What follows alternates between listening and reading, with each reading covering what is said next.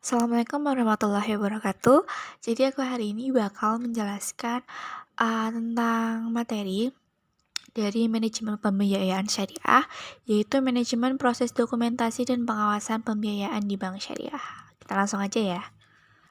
Pembahasan yang pertama itu tentang manajemen proses penyaluran dana. Aku bakal ngejelasin tentang arti dari manajemen dulu ya. Jadi manajemen itu adalah perencanaan, pengorganisasian, pengarahan, dan pengendalian kegiatan anggota organisasi, serta kegiatan menggunakan semua sumber dana organisasi untuk mencapai tujuan organisasi yang telah ditetapkan. Nah, manajemen ini mencapai tujuannya secara efektif dan efisien. Kedua kata ini menjadi semakin penting saat ini.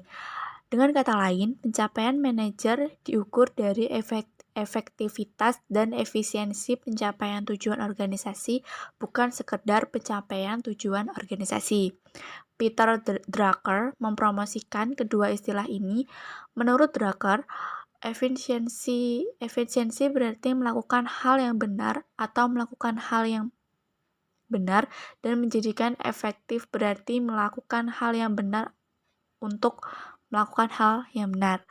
Terus pengelolaan pembiayaan adalah kunci utama bagi perbankan nasional untuk tetap bertahan dalam persaingan yang ketat, serta akan memberikan pendapatan atau keuntungan yang diharapkan. Langkah-langkah perbankan di Indonesia agar mencapai kondisi perkreditan yang sehat yaitu: yang pertama, itu ada perencanaan kredit atau pembiayaan. Perencanaan kredit sangat dibutuhkan oleh manajemen perbankan untuk mencapai keberhasilan dalam aktivitas pemberian kredit ke nasabah. Beberapa pendekatan dapat dilakukan dalam perencanaan pembiayaan syariah adalah: yang pertama, pendekatan perencanaan pembiayaan berdasarkan sumber dana yang dapat dikumpulkan oleh bank secara rasional.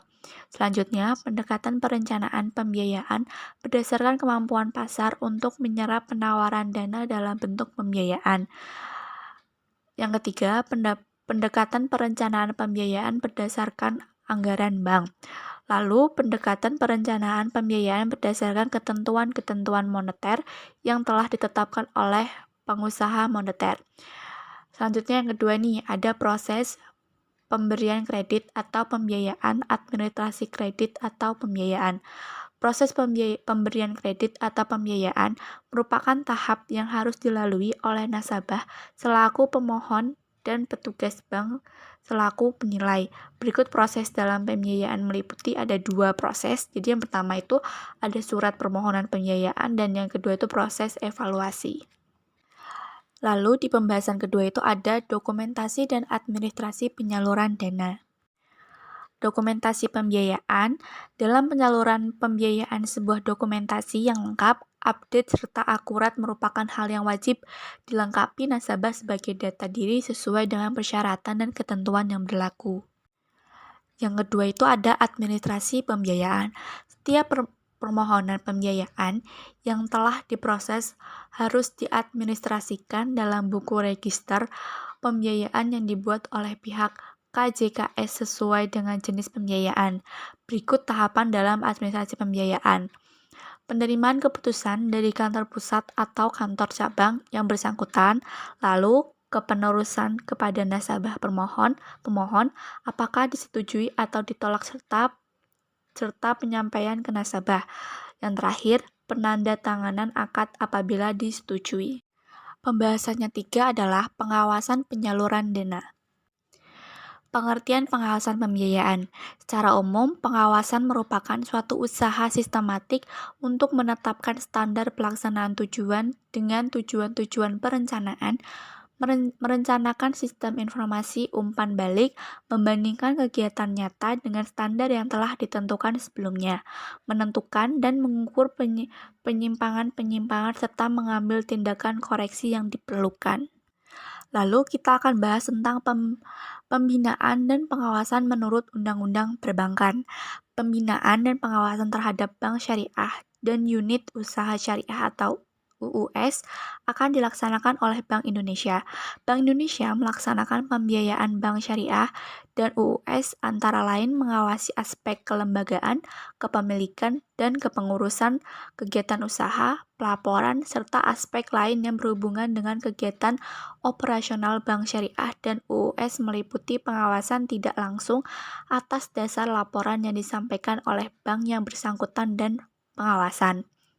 Bank Indonesia berwenang melakukan pemeriksaan dalam rangka melaksanakan tugas pengawasan bank syariah dan UUS. Adapun kewenangan BI meliputi yang pertama, kewenangan BI dalam memeriksa dan mengambil data atau dokumen dari setiap tempat yang terkait dengan bank. Data atau dokumen yang dimaksud adalah segala jenis data atau dokumen baik tulisan maupun elektronik.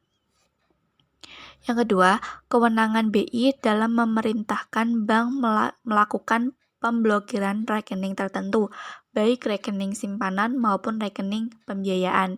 Keterangan dan kelaporan pemeriksaan tentang bank syariah dan UUS yang diperoleh BI berdasarkan ketentuan pasal 52 ayat 1, 2, dan 3 Undang-Undang Pembiayaan Syariah adalah tidak untuk diumumkan dan bersifat rahasia. Yang ketiga, fungsi monitoring dan pengawasan. Monitoring merupakan alat kendali apakah dalam pemberian pembiayaan tidak dilaksanakan sesuai dengan perencanaan maupun ketentuan-ketentuan yang telah ditetapkan di bidang pembiayaan, yaitu dalam bentuk surat edaran atau peraturan yang berlaku secara umum maupun khusus.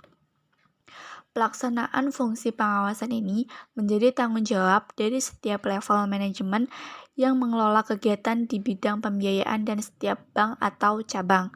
Dengan demikian, hakikat pembiayaan adalah bersifat melekat dalam setiap unit organisasi dan prosedur kerja yang dikelola oleh setiap level manajemen tertentu. Yang keempat, itu adalah tujuan pengawasan. Adapun tujuan pengawasan pembiayaan sebagai berikut. Jadi tujuan pengawasan ini ada 5 tujuan. Yang pertama, sistem atau prosedur dan ketentuan-ketentuan sebagai dasar financial operation yang dapat dilaksanakan semaksimum mungkin. Yang kedua, penjagaan dan keamanan pembiayaan sebagai kekayaan harus dikelola dengan baik agar tidak timbul risiko yang diakibatkan oleh penyimpangan-penyimpangan baik oleh debitur maupun oleh intern perusahaan.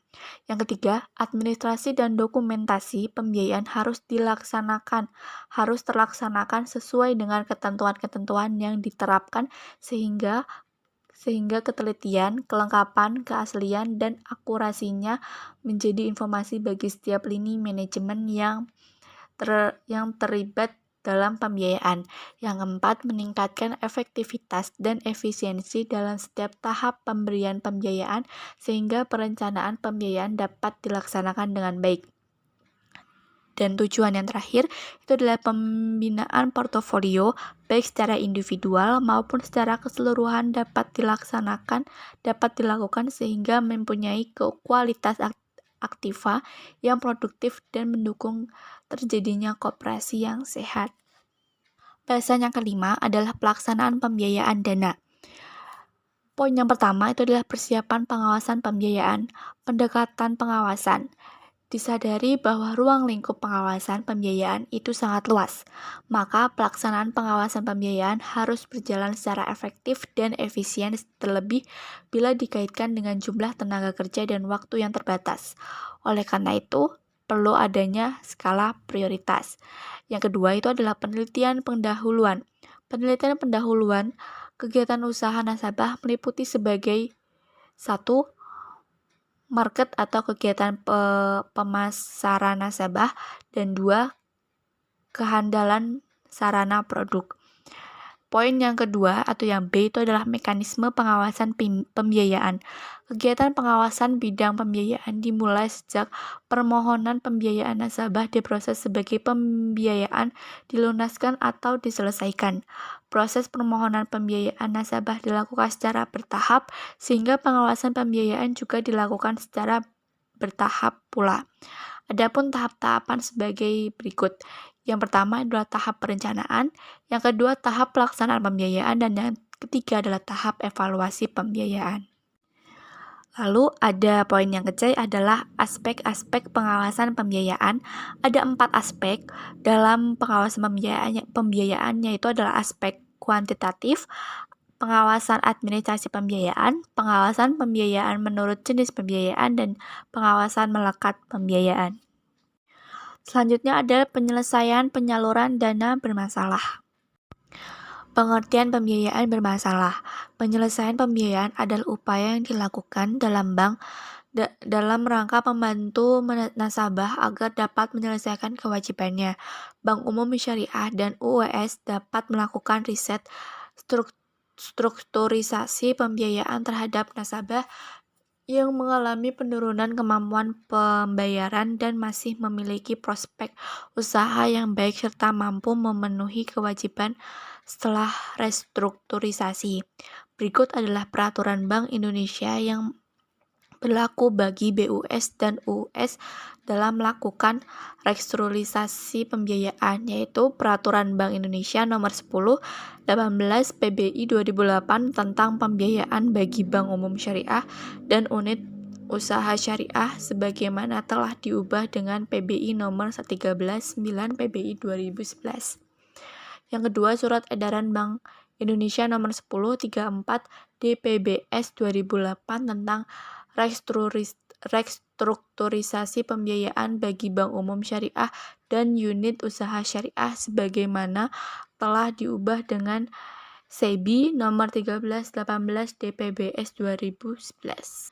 Nah, lalu ada ketentuan-ketentuan Bank Indonesia dalam restrukturisasi terhadap pembiayaan bermasalah berdasarkan prinsip syariah. Jadi yang A itu adalah penjadwalan kembali, yaitu perubahan jadwal pembayaran kewajiban nasabah atau jangka waktunya. Yang kedua adalah persyaratan kembali. Persyaratan kembali yaitu perubahan sebagai salah satu persyaratan pembiayaan tanpa menambah sisa pokok kewajiban nasabah yang harus dibayar kepada bank, antara lain meliputi perubahan jadwal pembayaran, perubahan jumlah ansuran, perubahan jangka waktu, perubahan nisbah dalam pembiayaan mudharabah atau musyarakah, perubahan proyeksi bagi hasil dalam pembiayaan mudharabah atau musyarakah, dan yang terakhir pemberian potongan. Ketentuan berikutnya adalah penataan kembali, yaitu perubahan persyaratan pembayaran yang antara lain meliputi penambahan dana fasilitas pembiayaan BUS dan UUS, konveksi akad pembiayaan, konveksi pembiayaan menjadi surat berharga syariah berjangka waktu menengah, dan yang terakhir adalah konveksi pembiayaan menjadi penyertaan modal sementara bagi perusahaan nasabah yang disertai dengan rescheduling atau reconditioning. Kebijakan dan prosedur restrukturisasi pembiayaan mencakup paling kurang hal-hal berikut. A. Penetapan satuan kerja khusus untuk menangani restrukturisasi pembiayaan. B. Penetapan limit wewenang memutus pembiayaan yang direstrukturisasi. Yang C. Kriteria pembiayaan yang dapat direstrukturisasi. Yang D. Sistem dan SOP restrukturisasi pembiayaan, termasuk penetapan penyerahan pembiayaan yang akan direstrukturisasi kepada satuan kerja khusus dan penyerahan kembali pembiayaan yang telah berhasil direstrukturisasi kepada satuan kerja pengelola pembiayaan. Yang E. Sistem informasi manajemen pembiayaan yang direstrukturisasi. Yang terakhir adalah penetapan jumlah maksimal pelaksanaan restrukturisasi pembiayaan terhadap pembiayaan yang tergolong non-lancar. Batas jumlah maksimal dimaksud berlaku untuk keseluruhan pelaksanaan restrukturisasi pembiayaan dengan kolektivitas dari pembiayaan non-lancar. Oke, jadi itu pembahasan materi kita hari ini adalah tentang manajemen proses dokumentasi dan pengawasan pembiayaan di Bank Syariah. Salah satu pembahasan dari mata kuliah manajemen pembiayaan syariah. Cukup sampai di sini, sampai bertemu di video-video berikutnya. Jangan lupa like, comment, dan subscribe. Dadah, assalamualaikum warahmatullahi wabarakatuh.